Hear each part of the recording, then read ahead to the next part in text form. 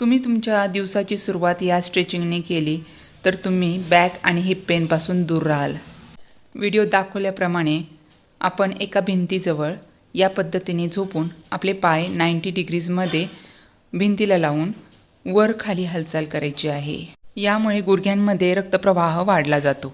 असे 20 वेळा करा। आता दोन्ही पाय बाजूला पसरायचे आहेत व मध्ये आणायचे।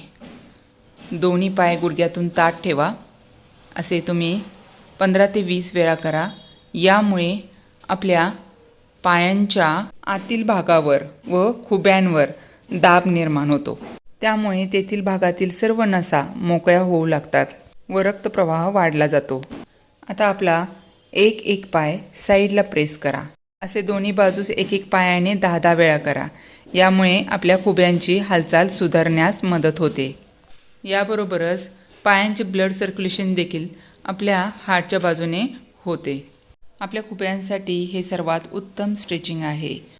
आता आपले दोन्ही पाय बटरफ्लायमध्ये प्रेस करायचे आहेत। दोन्ही गुडघे आत घ्या आणि दोन्ही हातांनी गुडघे भिंतीच्या बाजूने प्रेस करा। असे तुम्हाला 10 ते 15 वेळा करायचं आहे।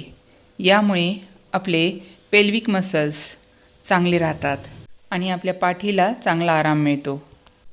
आता आपल्या दोन्ही पायाने भिंतीला पुश करत आपली सीट वरती उचलायची आहे। ब्रिज पोज करायचं आहे। यामुळे पाठीचे सगळे स्नायू स्ट्रेच होतात आणि पाठीला चांगला आराम मिळतो।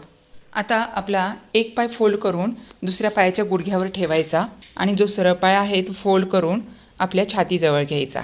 असे दोन्ही बाजूने करा 2 ते 3 वेळा। तर कसे वाटले हे वॉल स्ट्रेचिंग नक्की कमेंट करा।